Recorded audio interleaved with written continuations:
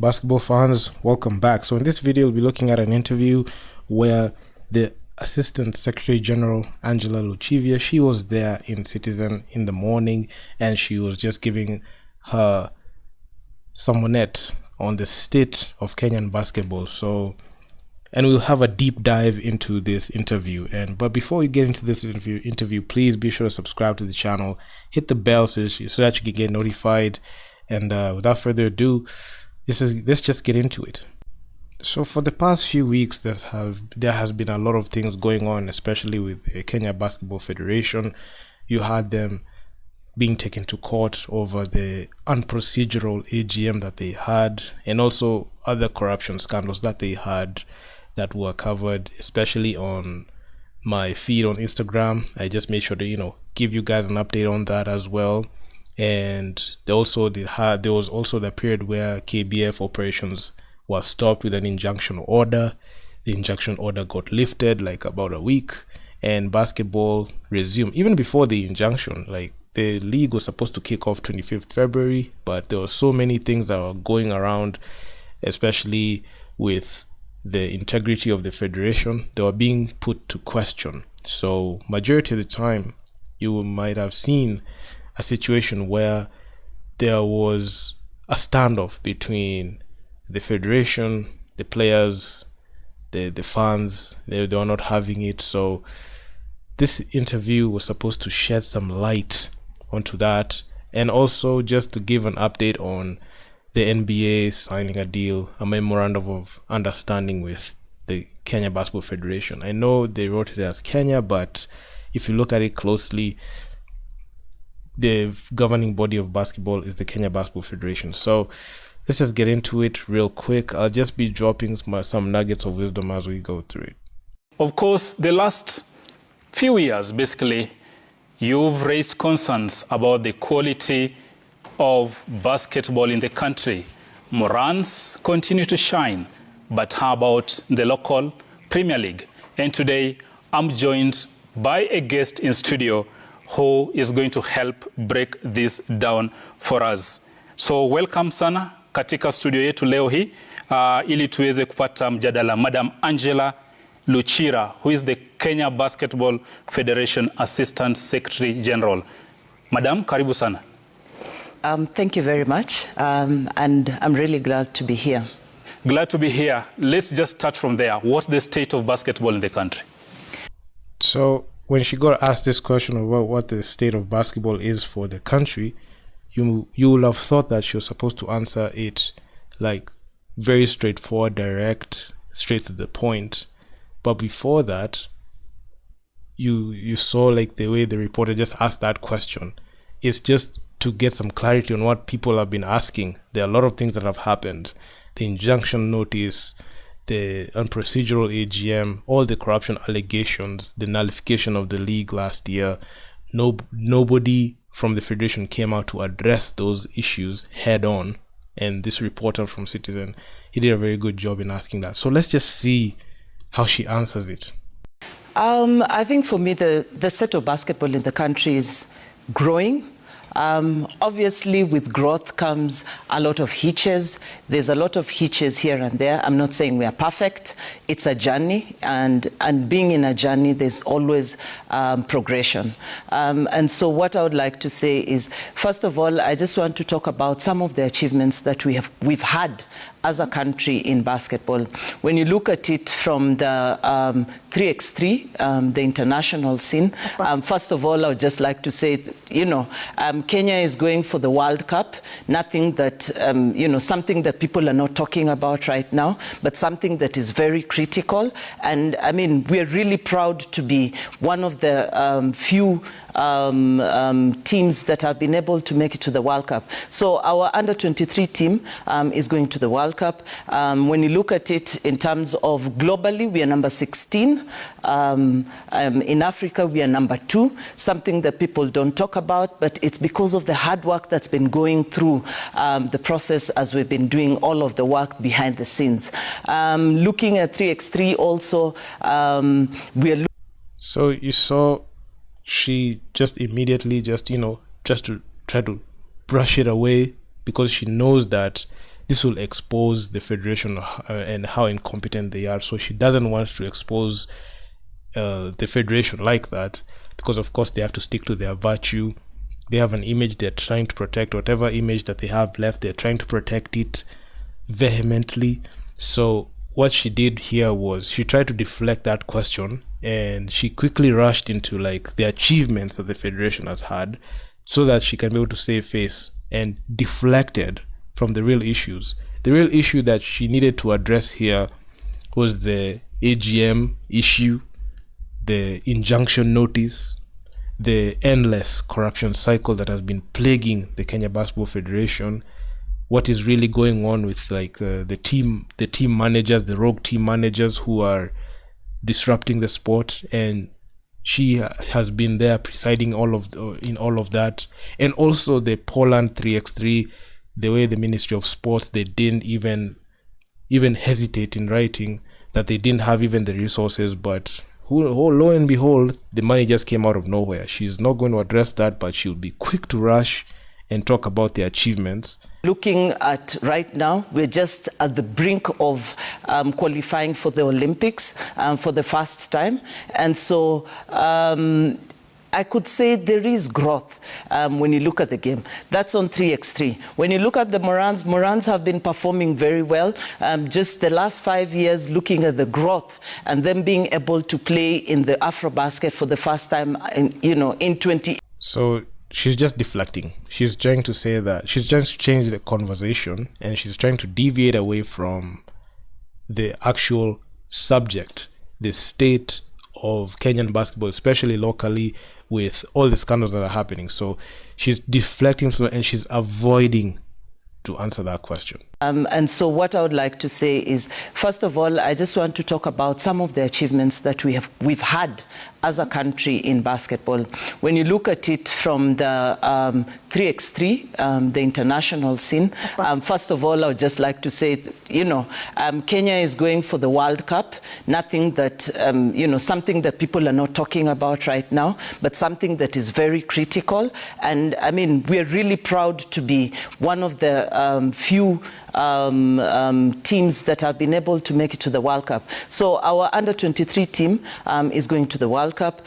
Yes, they're going to the World Cup, but if you look at it, the Ministry of Sports came out with a statement saying that they don't even have the resources for this said World Cup. They said that the Team Kenya should look for money elsewhere, but things changed, especially in a few days, as they were able to like secure a ticket to go to Lublin in Poland.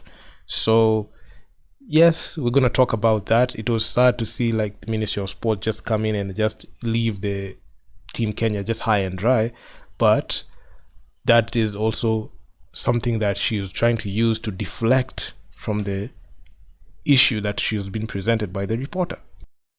No doubt the 3x3 team, especially the women, have been balling. They have been sensational. They won the 3x3 that they won the previous 3x3 that they won in. I covered it extensively. The one that was in Algeria, that one was epic. The men really disappointed because, man, that it was a different type of competition there.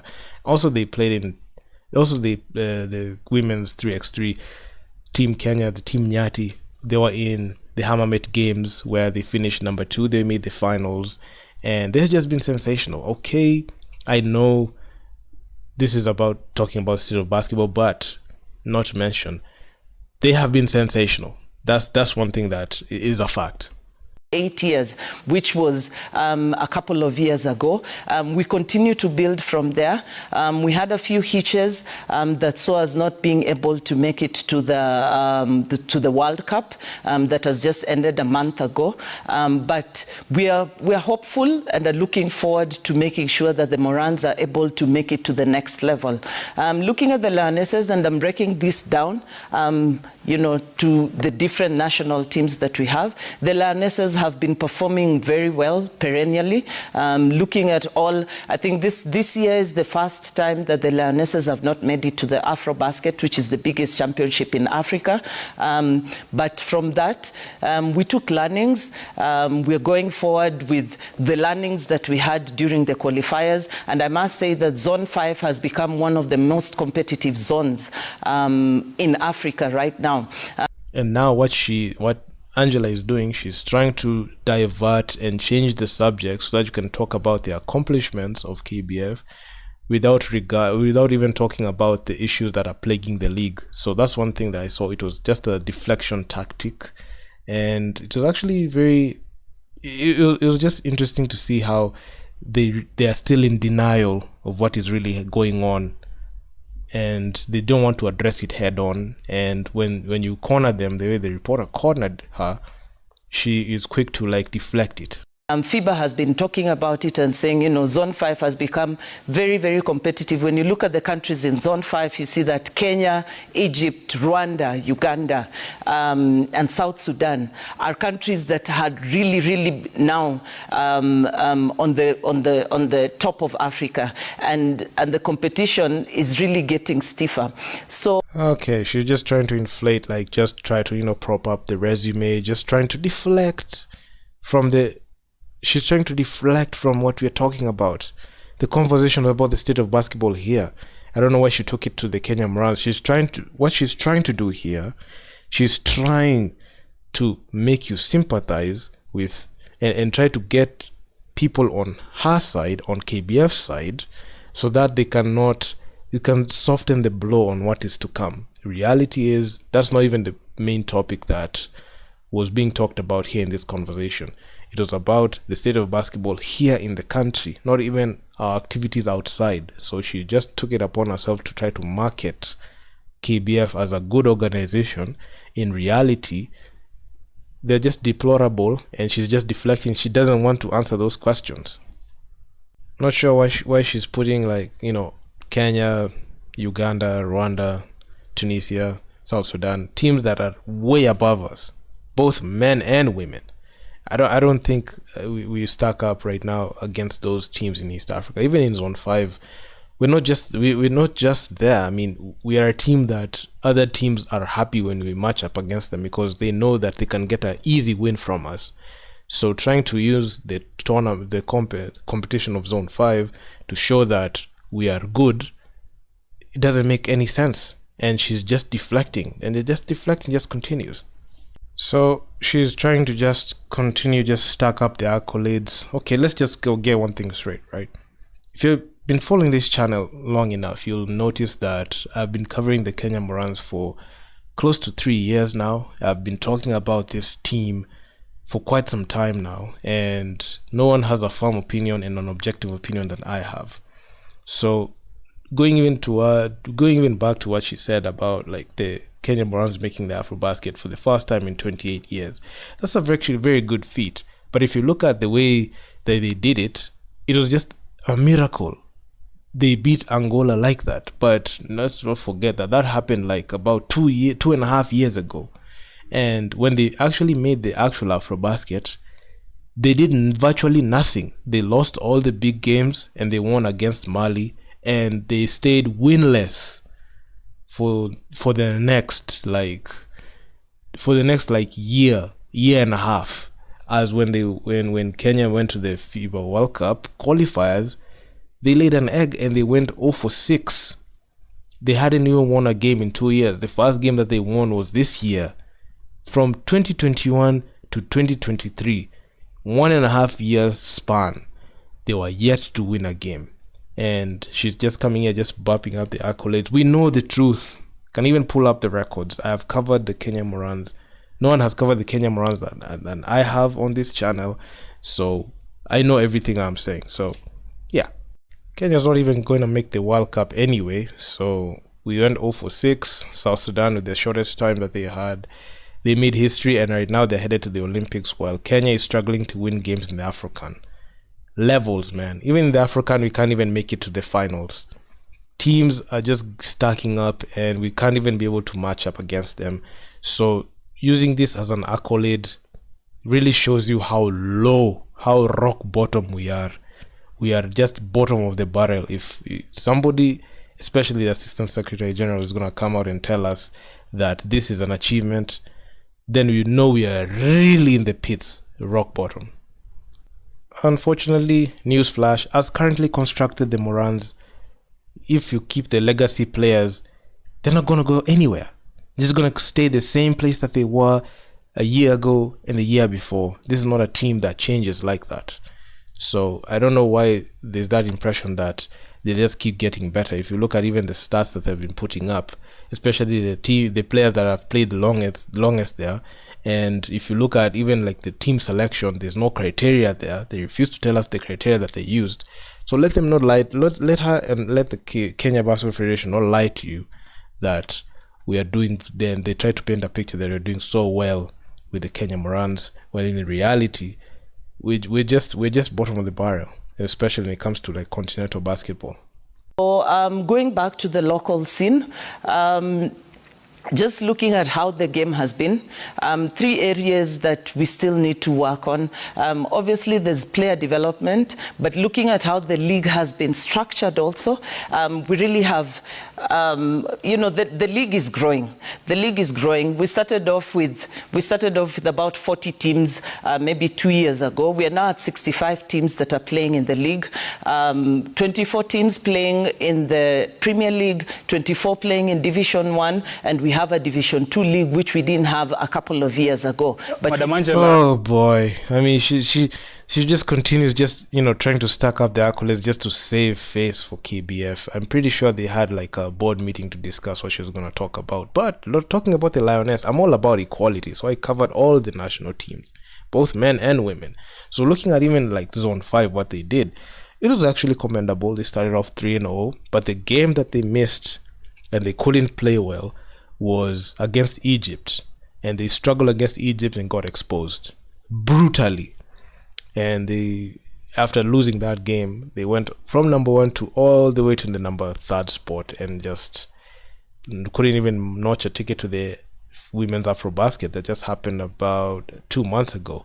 So the women's team is just the same disease that has plagued the men's team, just the over-reliance of other players, having like biased team selection. We don't even know like the criteria that they used, trying to paint a picture that we are winning, but we are not actually winning. If you look at even if we made the Afrobasket, even if the women made the Afrobasket, it will just be the same thing as 2021.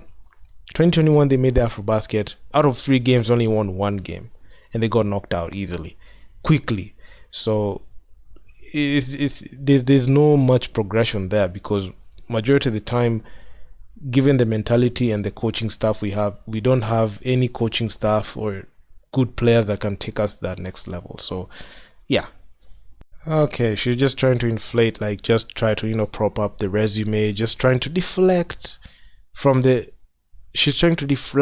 what we're talking about, the conversation about the state of basketball here. I don't know why she took it to the Kenya Morans.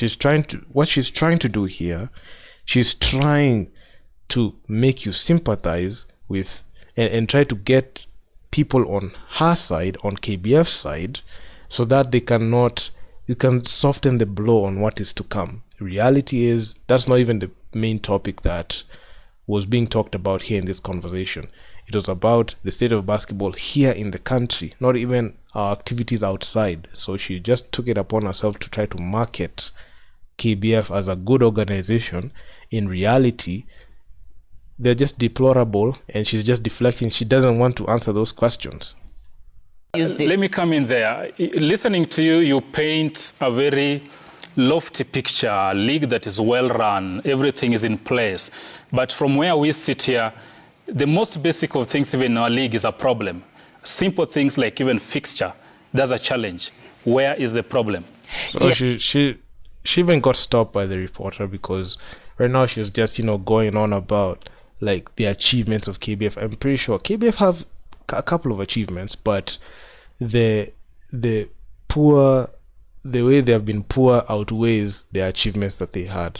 Okay, I'm not saying that they have been doing things, they they have not done things that are good, but all I'm saying is the bad things that they have done outweighs the good that she's trying to paint the picture of. So yeah, even the report had to stop her because she is just going on and on for like 4 minutes, just talking about, like, just rambling around and not saying anything that is with reference to the argument. I'm so happy this reporter just had to check her, because he just went straight on for the kill. Like, she is trying to paint a picture of like everything is just going on so well, like we're succeeding, we're in the level of like we can compete anywhere, no team can beat us. But in reality, on the ground, things are not what she's trying to paint it, and she's trying to like condition people who are watching to side with her and remove all the facts, remove all the information that is being passed around about the league not operating that the way it should be. Yes, just talking about fixture, I fully agree. We've had a few challenges with the fixtures, and this has mainly been coming from the structure in which our teams are set up.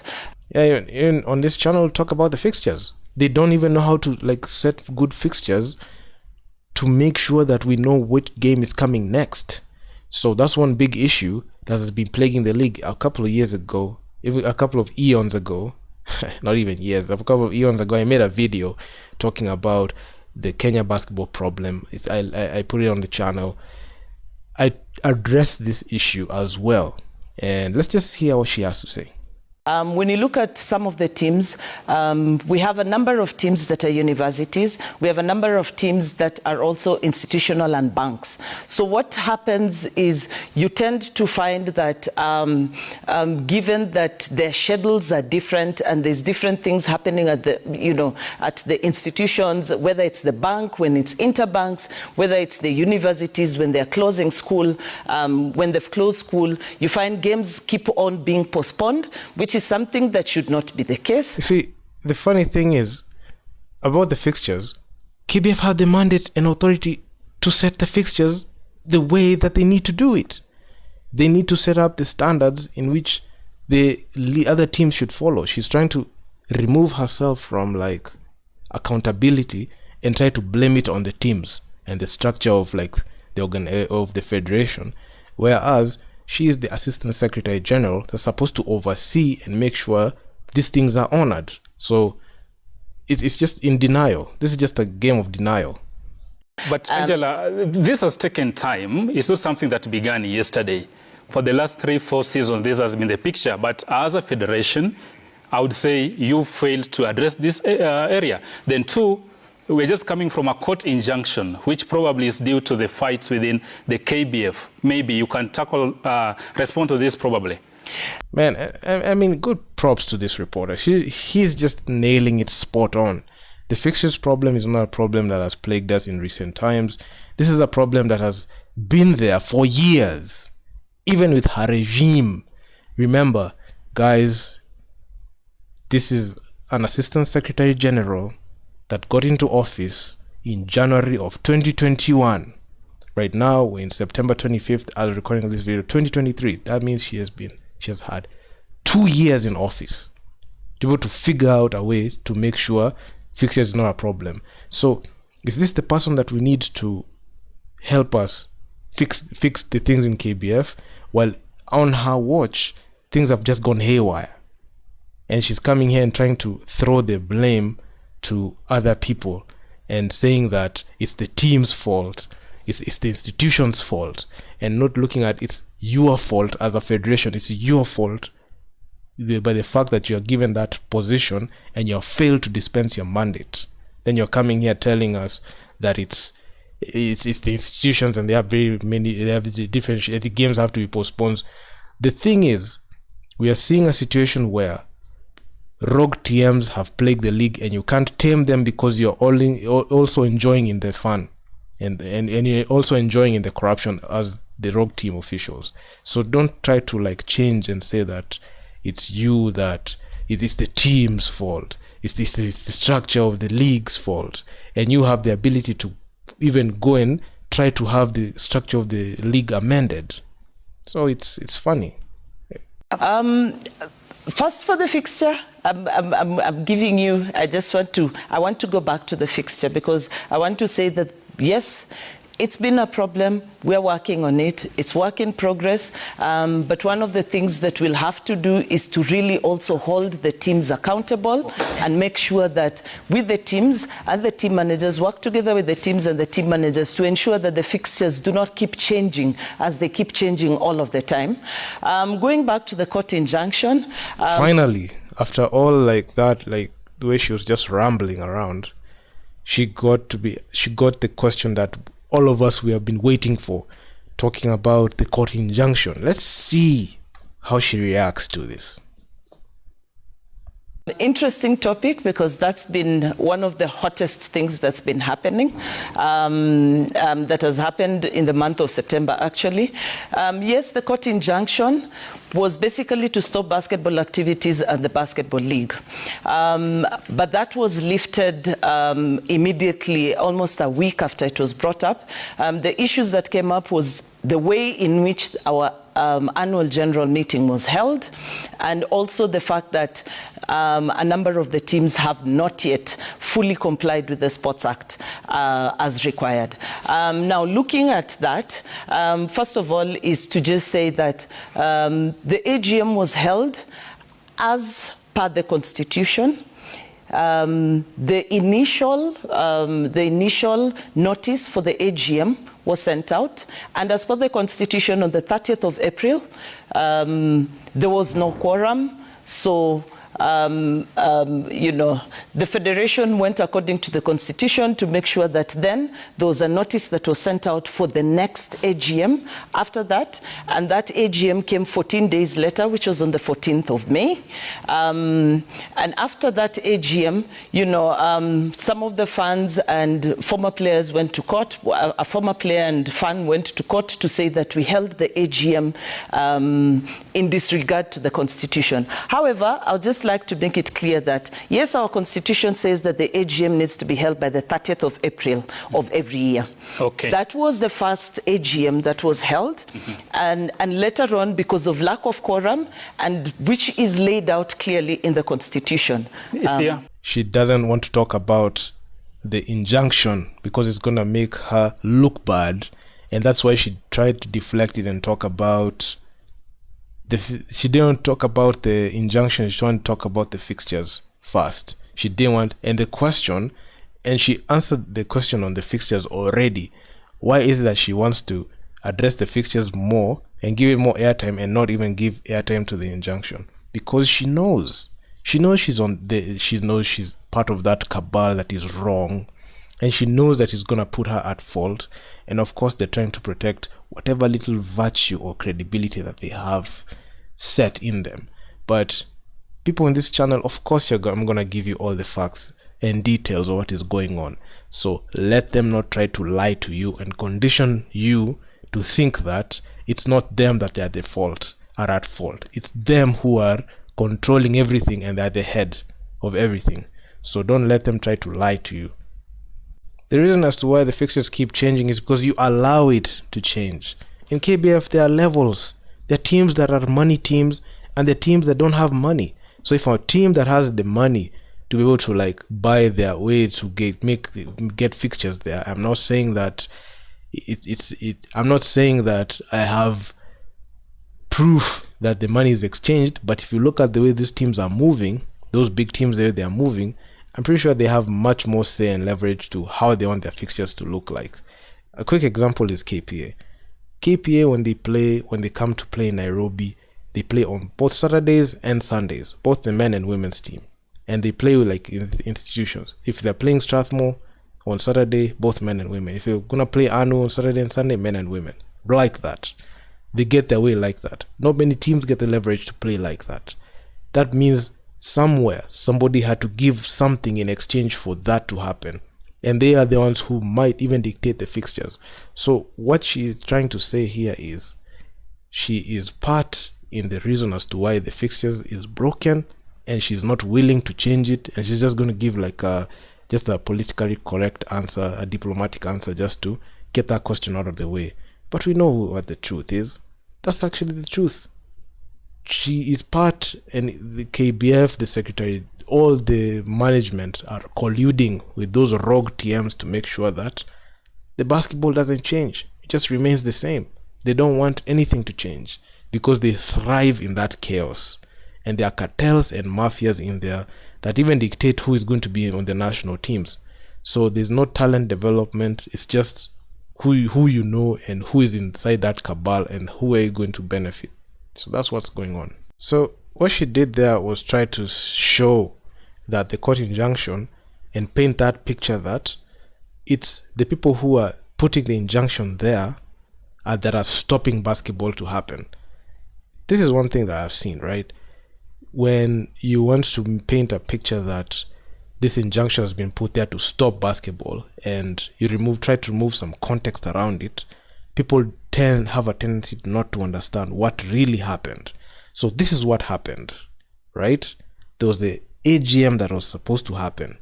It was done unprocedurally, and considering the fact that there were other corruption allegations that were there in the mix, and also looking at the way that they have been carrying themselves with contempt, and the league being run by people who don't even care about like following the rules, the injunction notice was put there so it can put pressure on these people to follow the instructions based on the Sports Dispute Tribunal. The injunction was put there to make sure that teams follow the regulations, get registered, and also KBF come out and explain as to why they did the AGM unprocedurally. She removes all that context, tries to paint a picture that people are stopping basketball from happening, which is not the case. Oh boy, you see that just the cap just continued, like so many inaccurate statements, lies, removal of context just continued. But there was this gentleman who asked very nice questions. Probably you can chime in here. Yes, indeed. And I had a couple of questions. Number one, you mentioned that our competitors in Zone 5 are doing so well, and including South Sudan, a team that is growing just from the other day, and they are now competing even, maybe we can say even better than us. It's something to worry about. But talking about the in-house matters, do we have a running secretariat for the federation? Because some of the matters he's raising with you, the question of communication, even of fixtures, do we have, apart from the elected officials, secretariat that you can say that every day they are doing their job to make sure, for example, communication is there, so that at least we have a smooth run of activities where even people know? Because, for example, you give an example of a team going to the World Cup. Why are we not aware? Why are people not aware? It's because of questions of communication. Therefore, you ask who is supposed to do what within the federation. The big problem is we elected people who don't know jack about basketball.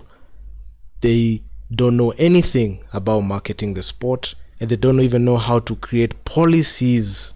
They can't even create a secretariat. This guy just hit it in the head. The thing is, why is it that KBF cannot even create policies to enable said people to come and join, like having people come in and assist in marketing, in placing KBF in a place where they're operating, they're doing everything high level operations, having the way he said like a secretariat there. I actually like the way he attacked that, and it was actually a very interesting approach because it was mostly corporate, and that's how corporates work. KBF don't look at themselves as a corporate, and they don't look at themselves as people who can intermingle with corporates like that. And that is the reason as to why you're finding a lot of random and haphazard things happening in KBF, because the leadership is very incompetent. The leadership don't know what they're doing. They don't even know their mandate. They don't even know what they're supposed to do. They don't even know what a secretariat is. And that is why she's being called out like that. Let's just hear what she has to say about that. When talking about communication, I think there's been a bit of a slur the last year. But to be honest, I think in the last couple of months or so, it has really, it's improved significantly. Yes, we do have a secretariat. We could do better. There's a lot of areas that we're looking at in terms of making changes, Communication is one thing that KBF have failed to master.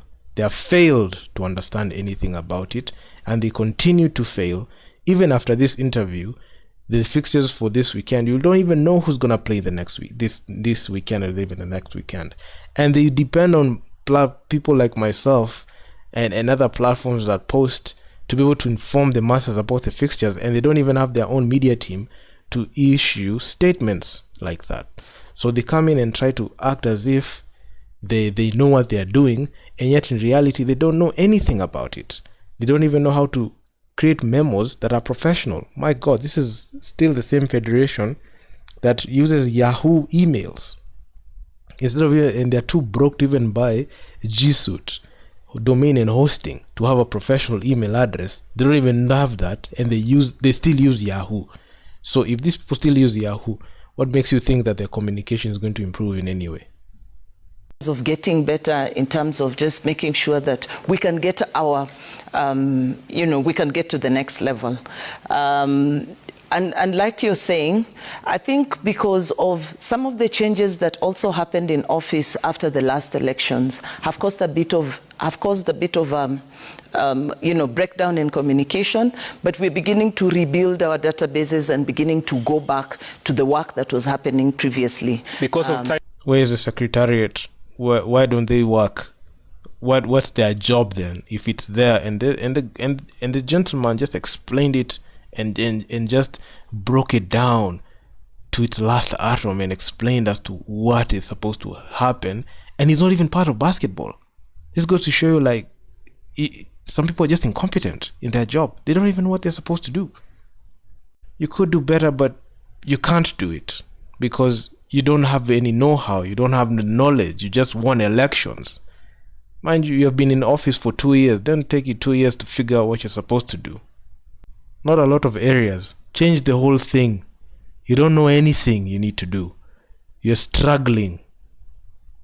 Getting better and getting to the next level is you handing in your resignation together with the secretary, the president, all of these people, the treasurer, the fixtures, hand in their resignations immediately and let people who actually know and know how to run a federation.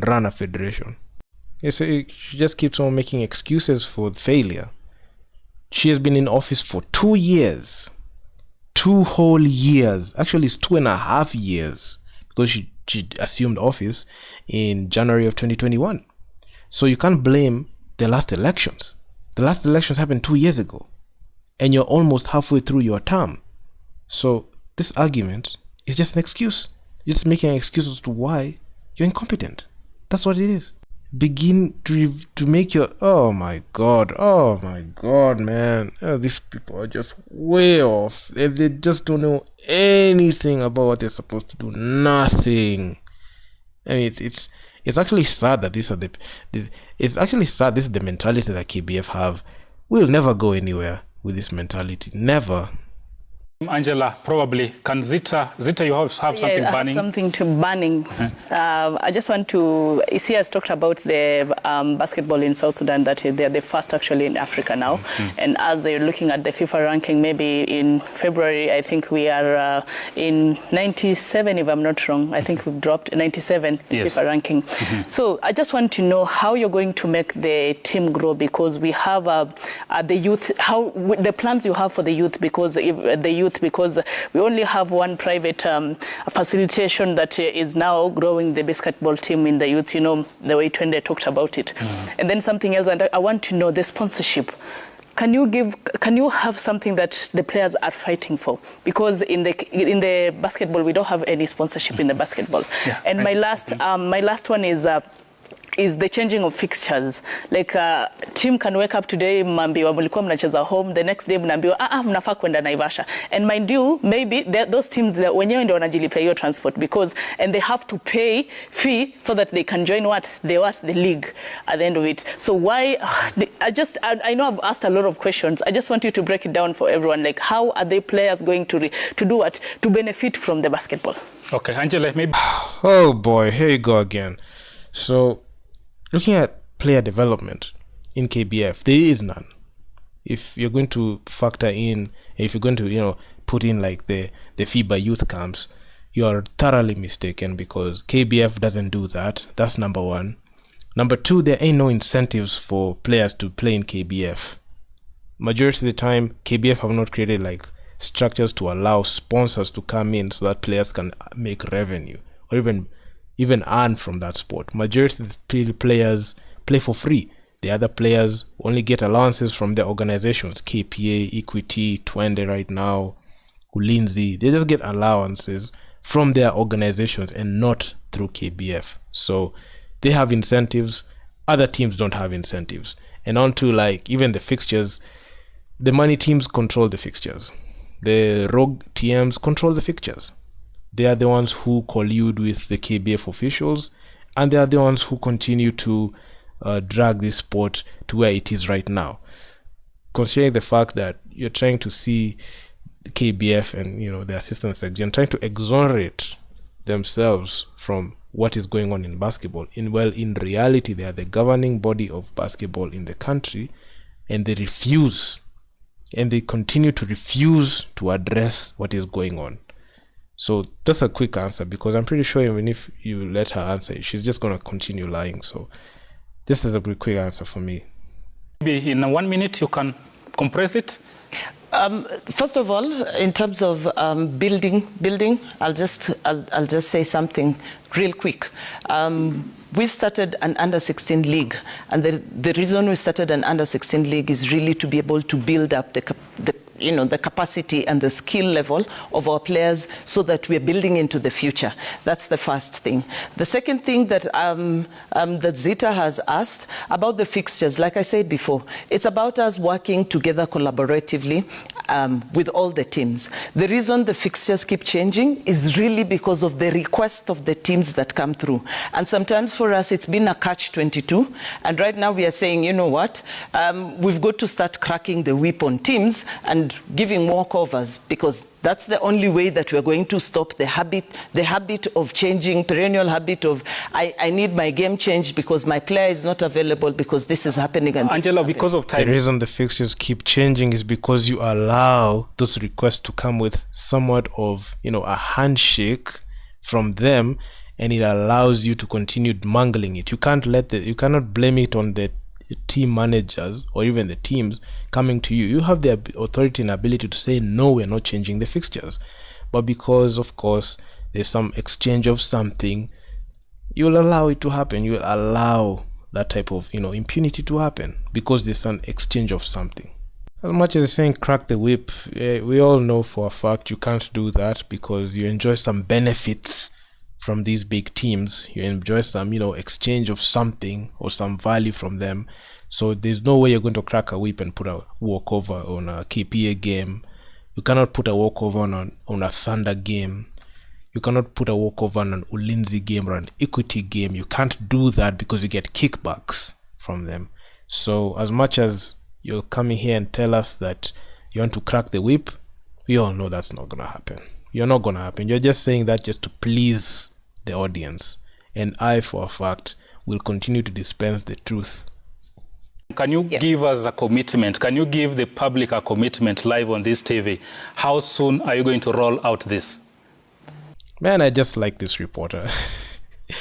give the commitment so that people can hold it to account. So let's just watch this. Let's just hear what she's going to say, and just look at if it's going to stand the test of time. In terms of the fixture changes? Yes, that mess. How long is it going to take you to address? I can say that in the next 1 month, the fixture issue is going to go away. Wait, what? 1 month? Be serious? That's a lie. You can even see her facial expression there. It was a lie. The biggest lie. Stop lying. This is a problem that has plagued you for the past 2 years. What makes you think a month you can deal with the fixtures? So immediately you could have just seen that she's trying to deflect. She's just trying to compartmentalize everything. She's just trying to say, how can you deal with the fixtures? How can you deal with the sponsorship? She doesn't want to answer it head on. She's trying to she's trying to like, deflect the argument and try to have like a, easy answer in there. But the reporters and the journalist, he knew what he needed to, he knew what answer he needed to get.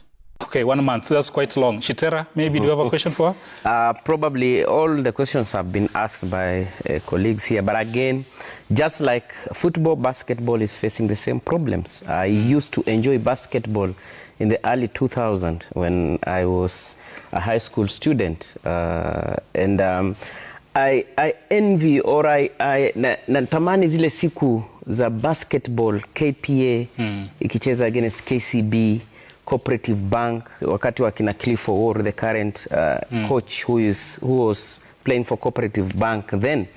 We used to fill Nyayo National Stadium Gymnasium. The days are long gone, so probably, as Zita put it, Madam Angela, probably, what strategies are you putting on the table to ensure that these games are back to, they are attractive the way you imagine a basketball game at 9 p.m. but the gymnasium is full? The strategies you are putting on the table, marketing strategies, the league used to have sponsors, they are no longer there. Probably the structures and strategies you are putting in place to ensure that the confidence is back. I think, first of all, that was actually a very good, angle and take, because in the early 2000s, Kenyan basketball was great. Like, we had the KCB Lions, Corp was there, KPO were at full strength. We had all those athletes in there, and it was entertaining. Looking at the archives, the games were fun, even given like the infrastructure that was there.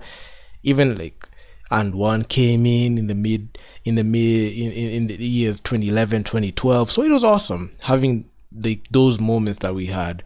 But if you look at currently present day how basketball looks like, I even remember I had a conversation with Fallen One just talking about like the fan base.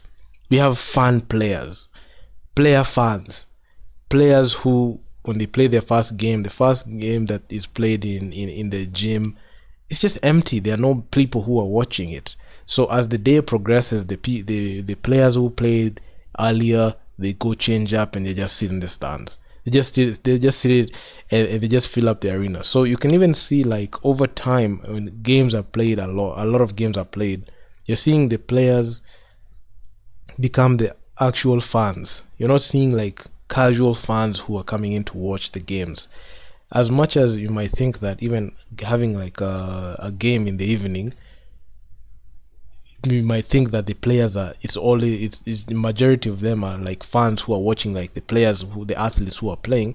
If you do a head count and you just look over it, you'll just see majority, like 85% of them are actual players who play in the league, and they're not fans like that. So as much as even we can claim to like fill the gym right now, if you do a head count, these are players who already played the games before the main game, before the main event. So they're not, the game right now doesn't attract casuals, because KBF are repelling anyone who wants to touch them. Even if you look at the scandals that have been there, no big brand or corporate wants to associate with a federation that is corrupt. A corrupt federation does not attract sponsorship. A corrupt federation does not attract investment. A corrupt federation that has scandals does not attract people to invest in it. And that is the reason as to why people are moving and creating their own independent things. I know she's gonna come in trying to say that Nyayo gym is full, but filling the gym and the gate revenue is not even helping you in any way. What use is that? Let me just leave it and just hear her reaction to that. first of all, I don't know the last time you were in Nyayo Stadium to watch a game. You should have been there even yesterday. The gym was pretty full until 9 o'clock. Yeah, I mean, the gym is full, but it's full of player fans. So you see, she tried to pin it on him that he doesn't know what he's saying. And in reality, this man knows exactly what he's saying. He asked a question directly to you, and the question was supposed to be interpreted as, what are you doing to make the game attractive to people? she doesn't know how to answer that question. That's the reason as to why she had to deflect it in that angle and ask him, why have you been to a game recently? It doesn't matter. I've been into many games in Nyayo. I've covered the 2022 playoffs, yeah, and a certain portion of like the season in the 2022-23 season. Before last year, I covered it, and also remotely, I've been following the games all through. So majority of the time, there's nothing that is entertaining. Even if you say that you're feeling the gym, like what value is the casual fan getting? Because majority of the time it's boring. Even if you try to say that you're putting the music there, you're trying to tell us that you're putting refreshments there. I know it's the ladies, the women who carry the snacks there to dispense them. It's just it has not changed anyway. So my God, she's just gonna go on and on. We have brought back games, Friday night games, Saturday and Sunday games, going up till late. And the reason we've done that is because we also realized, like everybody says, sports is not about just the game. It's also about the entertainment that's behind the scenes. Mm-hmm. And those are some of the things that we're trying to bring back. Entertainment that you don't know how to, you don't know how to utilize it. You don't know what you're saying. What you have to take what she says and KBF say and take what they do, and you come in and try to create a rational conclusion. Number one, they don't care about putting people to watch. They don't care about marketing themselves. They think that they can get away with these statements just to lie to people, because this is an actual lie. You cannot sit there with a straight face on national television and lie that it's all about entertainment, yet you don't even have a structure to market it. So you can just see in a span of 5-6 minutes, she just exposed herself and exposed the mentality that KBF have. If they're all about entertainment, they will have been all about marketing it. They don't market anything. Their Twitter page has been inactive for 4 years. The Instagram is not working at all. Nothing is working for them, honestly. So her coming here and telling us they're focusing on the entertainment bit and you don't even know how to package it, you're lying. If you look at our playoffs that ended for the last season, that ended just around June, we had filled up the gym completely, totally. And reason being, we brought back the night games, we brought back the music, we brought back the refreshments. Those refreshments, those also, refreshments, food, and all of that. Just to get some context, Nyayo gym is very, very small. Actually, it's like a bed-sitter gym. If you compare it with the BK Arena, I don't even want to compare it because, man, it's an insult at this point. So you claiming to feel like a gym that has a capacity of what? Less than 1,000 or even 1,500? That's a big achievement? The people who are filling stadiums that are bigger and they are 10-15,000 capacity, now that is selling out. Not selling out a gym that has a capacity of what? Less than 1,500, even 1,200? The time when Kenya played against South Sudan in the AfroBasket pre-qualifiers, South Sudanese filled the gym more than actual Kenyans. I mean, and considering the fact that we're playing in our hometown, on our home turf, and you're trying to pull out the card that we fill the gym, where's the money then? How can you fill up the gym and you don't have money? You don't even have money to pay for your own domains, and you're claiming that you have made... You're filling in gyms, and the gyms are being filled with player fans, players who have already played their games. They're the ones who are filling it, not the casuals. So don't use that for optics and try to lie to people. When you start doing that, the fans keep coming back. We're encouraging teams also to create their fan bases, because a fan base is not necessarily created by the federation. It's created by the teams and the players. When the teams and the players start creating fan bases and start communicating about their games, that way they bring their fans to the gym, and we can then take the opportunity to be able to build on that. So those are some of the things we're looking at. Over and above that is now to get back into doing a lot of PR about the games, communicating more. Like I said, yes, I know there's been a bit of a slur, but now we're looking at how we can be able to build it back and get it to be top-notch.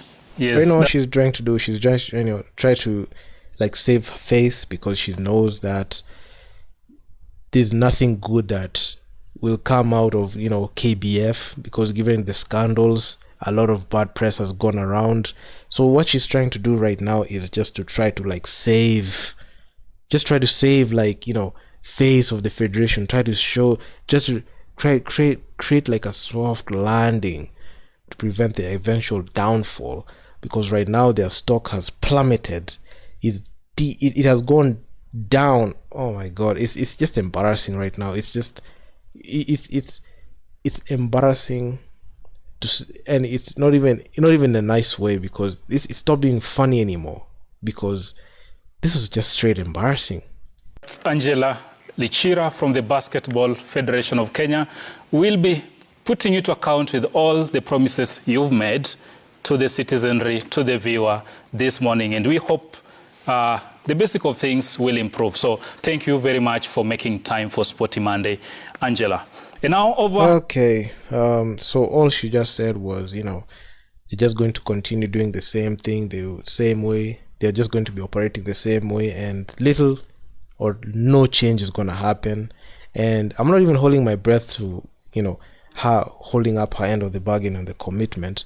All I just know is, given like the leadership and given like the mentality that these people have, everything is just going to remain the same way and nothing's going to change. So yeah, I mean, just disband KBF. They're very incompetent. This is the type of leadership that unfortunately is there. It's very unfortunate that these are the people who are making the top decisions on who is going to be in the national team, who's going to be in the 3x3, and who is going to represent Kenya like that. So it's very unfortunate, because these are people who don't even know anything about basketball. They don't even know anything about marketing. They keep saying that they're going to work on their PR. They're too broke to even buy domaining and web hosting. They're too broke to even hire like social media influencers to make sure to market their games. They're too broke to get graphic designers, to get videographers, to get all these people to create a product that can be marketed to the wider audience. And they don't even know how to do simple communication with their fixtures. And these are the same people who are trying to come to you and tell you and convince you that basketball is working. The reporter was very spot on, and hopefully we are able to like shed light on these types of corruption that they have, and be able to like hold them to account and hold them to their word, because nobody is holding them to their word. Yours truly, I have been trying to hold them accountable to their word in every single thing that they are doing, and right now the public is seeing everything in 4K, and there's no escape route for these people, because we are going to always be on their back and always on their case. I must say, this was actually fun. This is a very uncomfortable interview for Angela, because she knows she has been capping all through.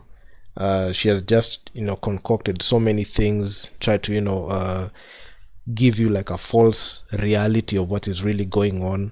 But with my commentary in this video, I'm pretty sure you've been able to get some context of what has been going on and what has been happening. So yeah, I mean, if you guys like the video, please leave your feedback down in the comments on what you think. Also, please leave your feedback down in the comments, because it helped me out a ton. And also subscribe to the channel, hit the bell. I'll be coming up with more videos like that, and please make sure to do that, because it's gonna help me a ton. And I'm out. Peace.